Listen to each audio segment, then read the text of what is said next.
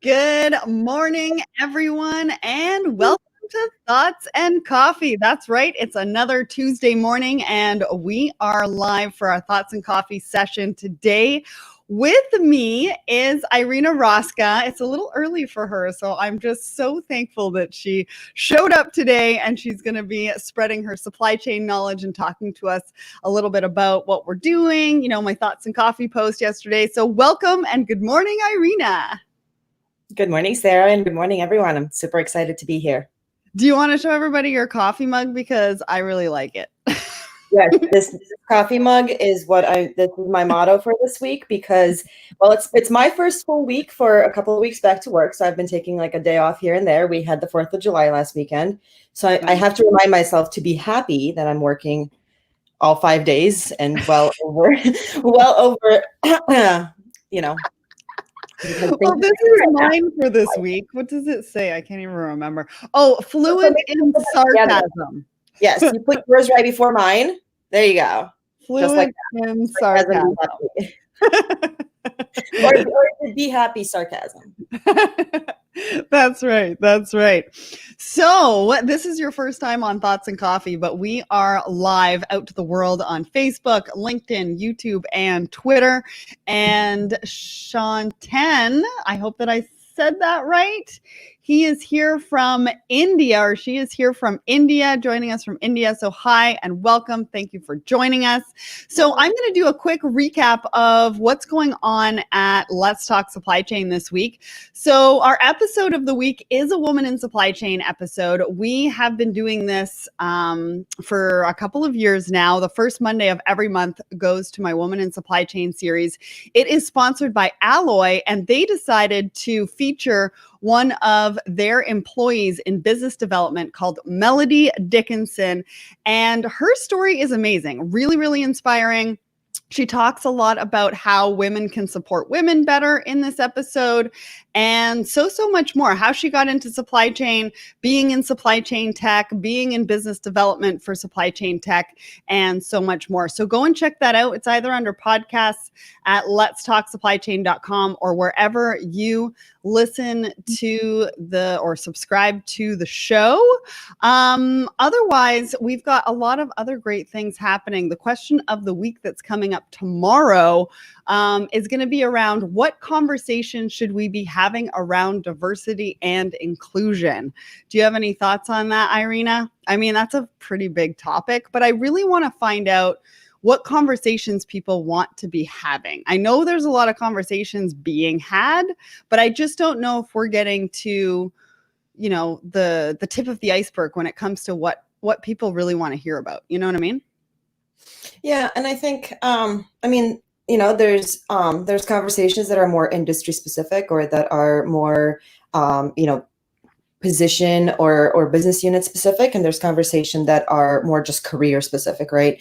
And I think that there's roadblocks that also that exist in those specific mediums, and I think that, that focusing on those roadblocks are the conversations that we need to have, instead of saying, you know, how can we fix things from the outside. What we need to do is go inside and understand what is stopping things from advancing in a specific medium, right? So out large, we ask, okay, well, if we look specifically in STEM, for example, what are the roadblocks for, you know, more people of minority, more women to enter those fields, right? And then specifically in an organization, well, what are the roadblocks for women to advance, or for people of minority to advance in the supply chain business unit, right? So there's different questions that need to be asked, but I really do think that focusing on the stopping points rather than barreling forward and ignoring them, that they're always going to be there if we don't address them, right? Like, yeah, our core need as people in operations and supply chain is to address the core problem, right? The root of the problem. And I think that's really where we need to start and come up with a solution. My thoughts are kind of getting back to fundamentals, right? Communication and respect. and really being intentional about that. And I also want to really ask the question around diversity and inclusion. Like, what do those words actually mean to people? Because I think that they mean different things to different people. And I think until we understand the meanings of those, can we really get into the conversations that need to be had? And so just my thoughts, but we're going to have that question on LinkedIn, Twitter, Instagram, and Facebook on Wednesday morning. Plus, our Instagram is back, which I'm super excited. Really glad to let everybody know because our Instagram was down for about a week, which was not fun. But we are back and ready to go. What can people? So if people don't know this, you actually have a show on our YouTube channel, the SC Supply Chain TV, called the Supply Chain Minute. What can people? What are people going to see on your show this Thursday? Well, it's only 2 minutes, so I don't want to give it away 100%. But really the Supply Chain Minute, really what we're talking about, what we're trying to do is just highlight one of the latest things that's happening in supply chain right now. And so we focus on just changing trends. How can we look at the challenges that are current? How do we look at them differently? How do we understand the supply chain approaches a little bit differently? This week, we're dipping into sustainability a little bit of cost savings and really, how do people first interact with your product? How can you impact that? So it's about packaging a little bit. And really, that's a lot of cost. It's a lot of footprint. A lot of annoyance. Like if I get one more package, just this tiny little box in this huge box with a bunch of dunnage, I might not be as nice. Well, I can't wait to hear all about that. And we're going to have your show coming up Thursday morning, LinkedIn, Twitter, Facebook, and Instagram again. So just to say hi to some people who have joined us, Reza from Iran, Kenneth, hello. Christina is coming to us from Burlington, Canada. And plus, we've got some connections happening over on LinkedIn. Belinda, who is in the beauty supply chain, has just connected with Shitan from India to talk about what they're doing in supply chain over in India as well. So we've got connections happening. We've got business happening over on our LinkedIn. And it's so great to see because obviously that's what this is all about. And it's about collaboration. So my thoughts and coffee post yesterday, I don't know who saw it or didn't see it, but I wanted to talk about a risk or an adventure that I took a few years ago. It was about 10 years ago. I don't know if you had a chance to see this, Irina, but I decided, so I was looking at investing in Costa Rica. There was a lot of property development. I was talking to a lot of property developers. And so I was looking at Costa Rica, and then I was talking to some of the people that were purchasing the properties, and there wasn't enough furniture. They didn't know where they were going to source their furniture. I knew coming from logistics that it was going to be kind of crazy to get furniture into Costa Rica, especially with the roads. I don't know if anybody has been to Costa Rica, but the potholes are insane.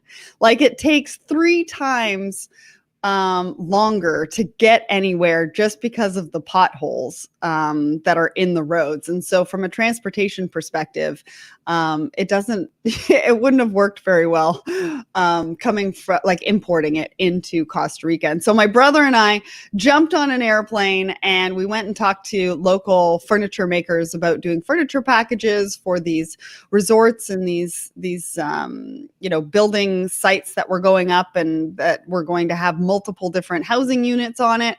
And we had a great time. I mean, some people would say that was a risk and some people would say that was an adventure because it never really materialized. But what do you think? Have you ever taken, a risk like that or an adventure, and what would you call it?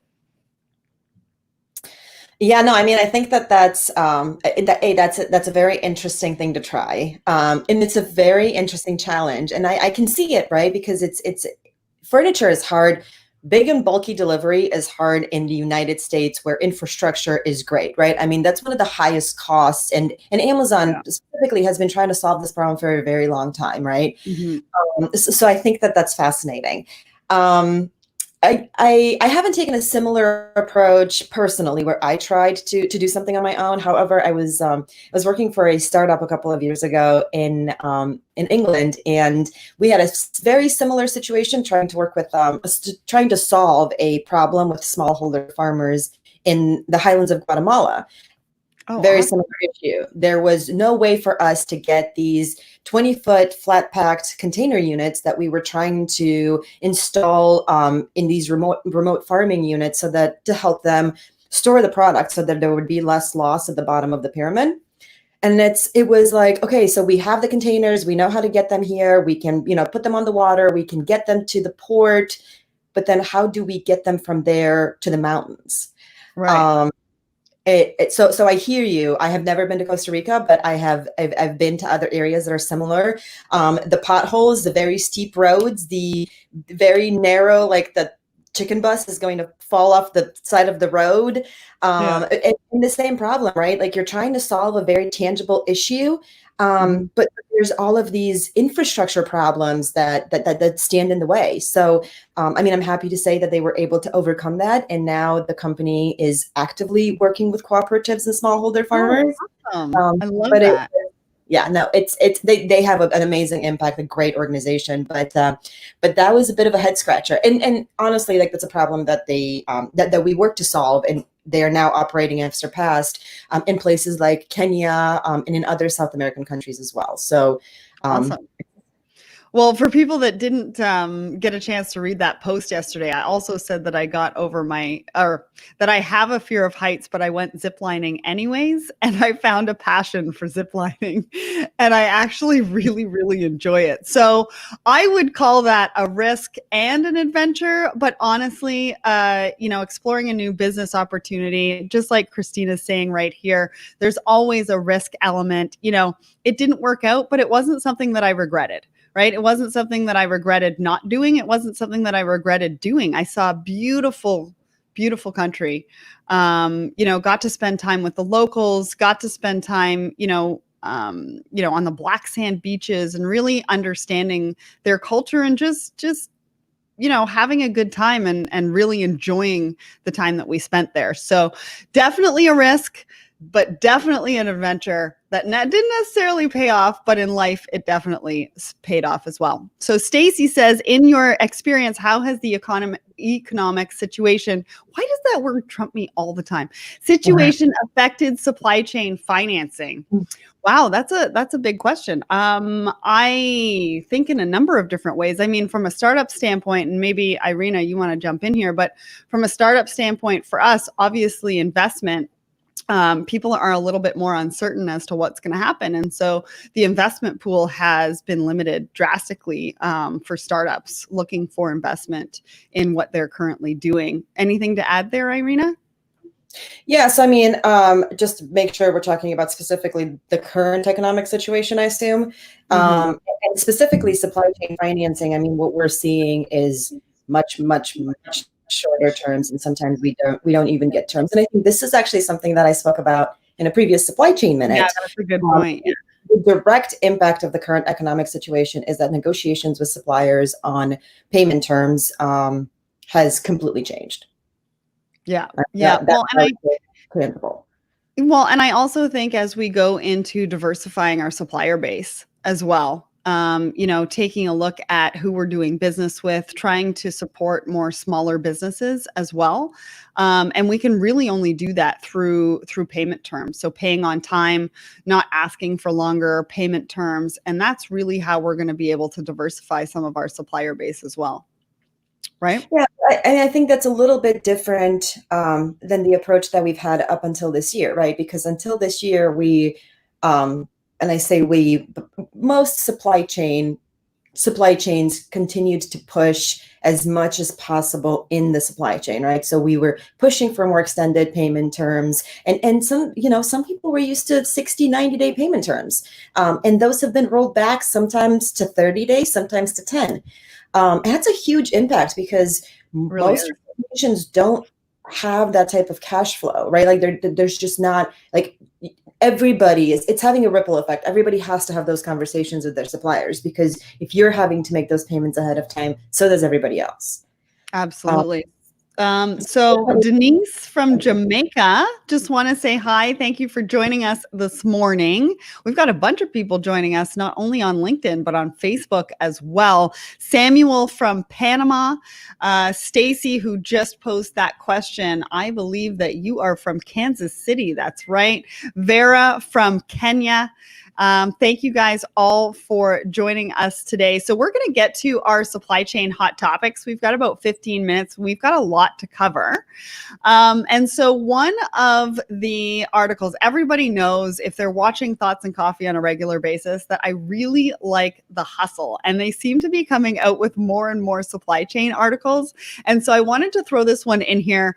Irina didn't really have a lot of time to prepare on this because I think I only just sent it to you yesterday, but I think we should talk about it. And just quickly before we get into it, Demo from Panama, thanks so much for joining us. He actually just wrote us a review on Apple Podcasts, and I'm going to be talking about that review on the episode coming up on Monday. We've got Mamadou from Canada, Rahul from India, and Marcia from Chile. Wow, we've got South America representing this morning. Welcome, welcome. So we're talking about this article that came out. And it says, thanks to Chipotle, farmers markets are going virtual. So I know we've had a lot of challenges in COVID with the food supply chain, right, Irina? I mean, we're going to be talking about also, actually, we want to talk about life sciences too. So we'll talk about this one, then we'll get into Helix.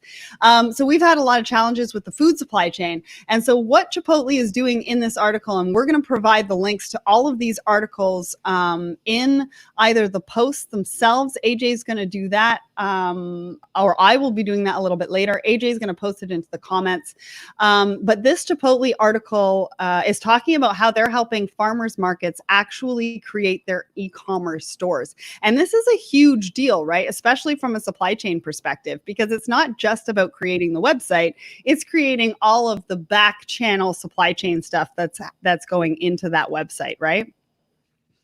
Yeah, so you're right. I haven't had a lot of time to dig into how this is happening, but I did read the article and I thought it was fascinating. And so I think, on its face, it makes sense, right? Like Chipotle has been working with a variety of farmers for a very long time, whether they go directly to the farmer or they go to the cooperative to aggregate their purchases for their different stores, right? They have so many different locations that there's a point where they source from more localized sources.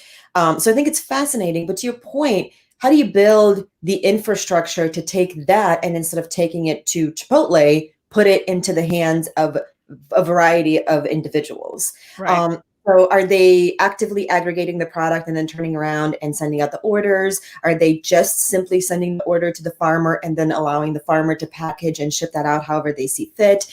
How do they get that information back to the customer in real time to let them know your order's shipping? How do they guarantee that the product is going to get there, not damaged? I have all these questions. There's so many more questions to this article. I really hope that this reaches Chipotle and some of those farmers markets to say, hey, these are some of the things that you need to consider. So I don't know if everybody in the audience knows, but Irina Rosca is head of a supply chain, and it's operations or customer service? It's customer success. We call it customer success. Customer success. So supply chain, she leads this dynamic team of supply chain and customer success, which is, I think, is amazing because I always talk about collaboration between departments, and you're really living it, which is so, so exciting over at Helix, which is life sciences. And I just want to talk a little bit before we get to any more supply chain topics about the challenges you've seen from a life sciences perspective in supply chain as we've been going through this COVID. I mean, you've probably been juggling so many different balls, not only with shortages in product to be able to help you, support the system and what's happening with COVID. So talk to us about that. I'm sure this is going to be fascinating. Everybody's going to want to hear about this. I hope so. I live it every day. So to me, it's like a little bit shock. So a little introduction on Helix. We are a genomics company. We focus on population genomics. So we work with large organizations, specifically in the United States, to try to map out genetic trends around the United States population.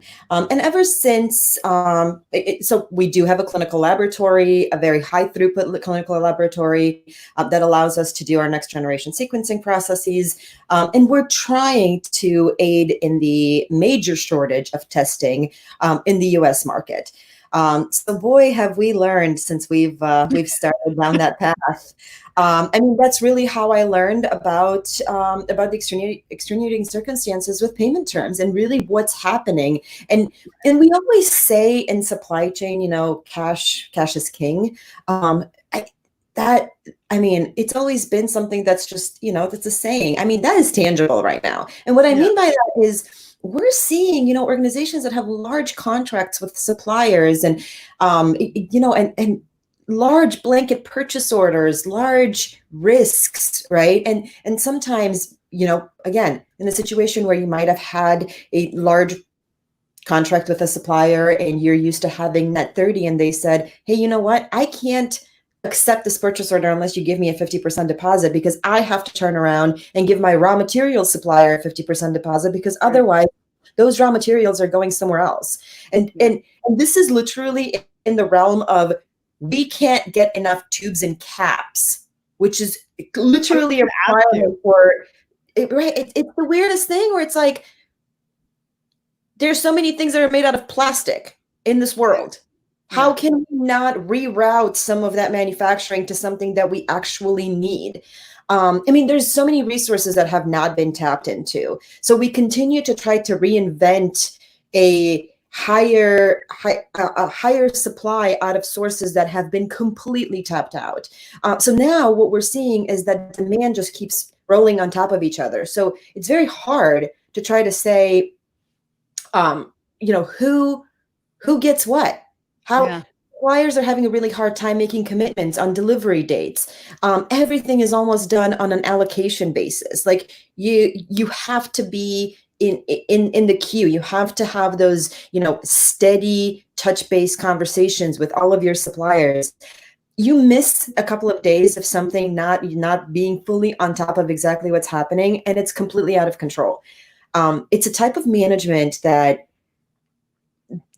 we just aren't used to, right? And so, I mean, it definitely points out to areas where we need to think about redundancies and building more resilience. But at the same time, I think it speaks to exactly what you're saying. This isn't an approach to collaboration. It's more of an approach to, how can we squeeze more money out of an area where there isn't a lot of margin, right? I mean, we're paying for things, amounts of money that we would have never paid before this. Right. Which is insane, right? So there's just there are tangible challenges across every single touch of trying to set up something new, or even trying to grow in an area that you already had a steady footprint in, that are very much. I mean, it's trumping all of the general approaches to setting something up, having discussions and negotiations. The conversations have completely changed. Well, and I read an article, and Audrey and I were talking about this on Thoughts and Coffee last week, was that now there's a shortage of glass vials. So you're talking about plastic and caps and things like that, and which I think is great because you're looking at options of reusability in the plastic realm, which obviously we need from a sustainability standpoint. But now they're talking about shortage of glass vials, and that's not going to help with the vaccine that's coming out. So, you know, how are we going to deal with all of that? Yeah, so glass vials are a little bit different. I don't know too much about the vaccine, and I don't know if it requires to be stored or how it is going to require to be stored. I also haven't heard any conversation about the reusability of the plastic tubes. And believe me, every single time. So just to give you an example, right? A high throughput lab like our lab, every time that samples would come in. So you have tubes and you have caps and you have this buffer in there and you have, and these are just like examples that I'm giving, right? And you have all of these things go into bio bags. So like imagine how much plastic there is in just one sample. And then you take it and you put it in the laboratory and you pipette and you use tips and you use all these things, and every single thing is a one-time use, and then that's it. You throw it away. And I just want to remind everybody that in the United States, given our geopolitical relationships, our ability to recycle right now is at an all-time low. So all of those things are not being reused, Right. which is killing us because every single time that we need more product, we're going back to making more plastic, right? Yeah. And the side of the glass tubes, I don't know of many organizations that are using glass tubes for collection of samples now. So I'm not 100% sure why there is a shortage of glass tubes for the Right. vaccine. The glass tubes used for collection are a little bit risky because you have to take them back to the laboratory and they could crack. They could break. Yeah. We're staying, and I mean, most of the organizations that are doing any testing are staying pretty far away from that because there's just such high risk. But honestly, at the same time, people are buying whatever they can get their hands on. Yeah. Yeah. Well, and I think it's amazing what you've done as a leader in supply chain with your teams, right? Considering the pressure cooker that you've kind of been under, because it's not just about the supply chain and really being able to help and support what's going on and the efforts of what's going on right now, but you've also had to lead a team through this as well. And this is what I say about supply chain leaders at the moment is they've got so much to consider and so much to that they're thinking about, right? Back to work, right? Yes. The balance of back to work, the hybrid of what that looks like. You know, how many people can be in the office? Now you're dealing with shortages on being able to help with testing that is crucial for what we're going through right now.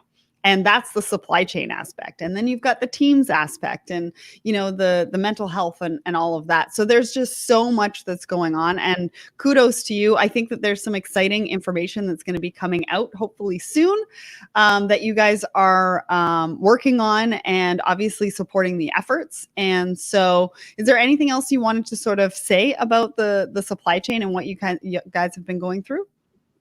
No, but I think that the customer success portion of it is also not to be forgotten, right? Because every single thing, and this is a unique opportunity that I have because I do stand behind my entire customer success team, and we do try to aid all of our customers when they have questions to try to understand how we're trying to resolve their unique issue in the greater context of the challenges that we're all facing right now. And so that's been super helpful, right? Because I am very hands-on with what the organization can do in all of our business, right? And so when one of our customers, when there's a question or when there's an issue and my team has to go back and resolve it and answer it, it is a very collaborative approach where we say, you know, this is what we're doing. This is how we're approaching it.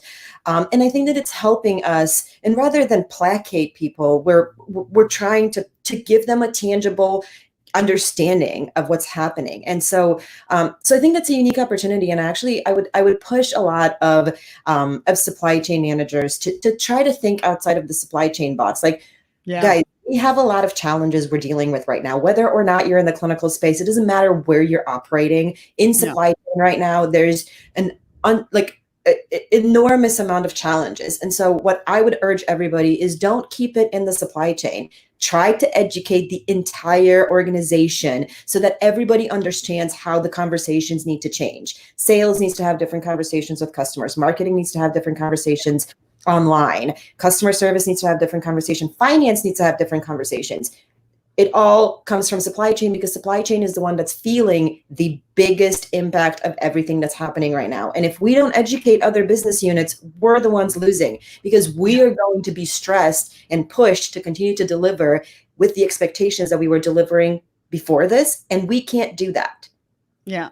Yeah. And those conversations are going to lead into more collaborative experiences. And it's really going to be able to take that pressure and, you know, put it across the organization and rather just so that it's not just on, you know, one team specifically with what's going on. And that's going to shift, right? As we move forward out of COVID and as the new normal comes, you know, marketing might need some more support at some point. But right now, supply chain really needs a lot of that support.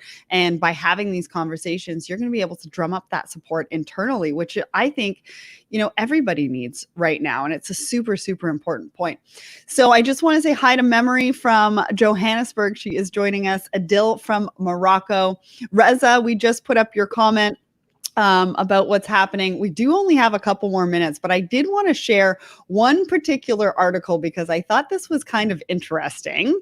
I know that Irina didn't have a lot of chance to prepare for this one either, but it looks like the government is now ordering shipping rates to be cut by 40% on agriculture and food, which I think is a huge deal. I mean, let's think about this, right? The government is now stepping into supply chains and telling us what we can charge for specific goods from a transportation perspective. I mean, what does that the implications on that are just huge. And I know you haven't had a lot of time to prepare, but what do you think, Irina? Because I just wanted to end with this one because I just think that it's super, super important to highlight right now. So not having had a lot of chance to look into this, I have a few thoughts on it.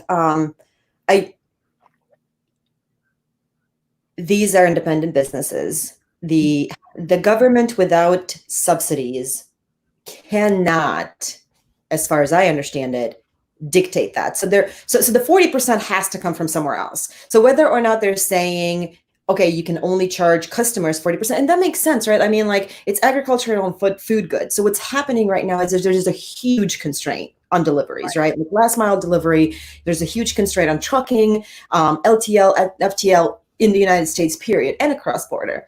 So if we're looking at an industry that does need to have a little bit of a break in agriculture and food, and that's to alleviate some of the loss, make sure that the shelves are stocked, that makes sense. But there has to be a subsidy to make up for the 40%, because again, these are independent businesses, they're not government run. So that's not something that we can just do, or at least capitalism in the United States hasn't worked this way until now. We've seen a lot of things change. So not to make it political, but that's really what's happening. But we also see that from farmers, right? So the farmers bill, that's exactly what they do. They dictate production rates, and the farmers produce. Some of that gets taken and exported to other countries, and that's done by government agencies, and the government will subsidize the loss or whatever the farmer needed to sell at a loss or write off or something like that through farmers' bills. So I'm hoping that they think about this the same way, because that's a huge overstep. Well, and so they're actually also in this article talking about 12% of ships' cargo capacity per voyage is also being required to allocate for food and agriculture.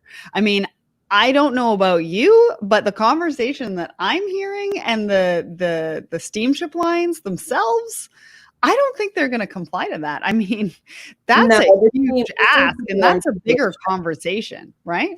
So that's going to be very tough, because we have to remember that the United States doesn't have a steamship line. Right. I can't imagine how you're going to get Maersk or Hapag-Lloyd or anybody, from Southeast Asia to comply with that, mainly because, scratching my head, but I'm trying to think of how and what type of agricultural goods we're shipping all the way from, China that would require that type of footprint on a vessel, right? Like 12% is a lot. 12% is a huge amount. Huge amount. So then are we going down the rabbit hole of requiring for us to import more food just to meet that demand? Like, this is a very weird thing, and it seems like a very arbitrary number. Yeah. I definitely want to do a little bit more research on this. I think there are going to be That's going to be a supply chain minute next week, I think. But also, I mean, if we think about it too, right? Are they going to pay the prices? Because right now, the steamship lines are hurting, I guess. And they've got to recoup some of that profit as well. So you're going to demand the 12%, but are you going to pay the prices? I don't know. I guess only time will tell. So we've got one more minute, and I figured we would show this question because it comes from LinkedIn. How practical is machine learning, AI, blockchain, and VR when it comes to applying them in supply chain so that it is able to make a real difference instead of being just technology. Any thoughts around these? I think that that's a great question. I wish I had your name. I'm not sure why it doesn't show your name, but I think that that's a great question. I think technology is used loosely around a lot of different, obviously, technology components that you have just mentioned there. I think there's a lot of discussion about blockchain. I mean, I had one the other day on our happy hour, which was pretty lively and interesting. But I think that there's a place for all of them. I think that right now we can't get too far down the rabbit hole of bright, shiny objects. I think we're still trying to get our data houses in order. And obviously, there is technology that's going to make a play in this new normal. But I think it really depends on where you are and what stage your organization is at. Anything to add there, Irina? I think we've said this before, but definitely get your current systems in order. Make sure you know your data, remove the noise, and then see what you don't have. Everything that we listed, machine learning, AI, blockchain, those sound similar, but they are different. They provide different solutions. So get data in order, make sure you use the systems you have right now. Don't invest on top of broken systems because you're never going to get what you want out of it. So that's a great place to end. Well, thank you everybody for joining us today for another Thoughts and Coffee. Thanks, Irina, for getting up early and being with us today on our show. Thanks for having me. It was great to be here. Have a great day, everybody.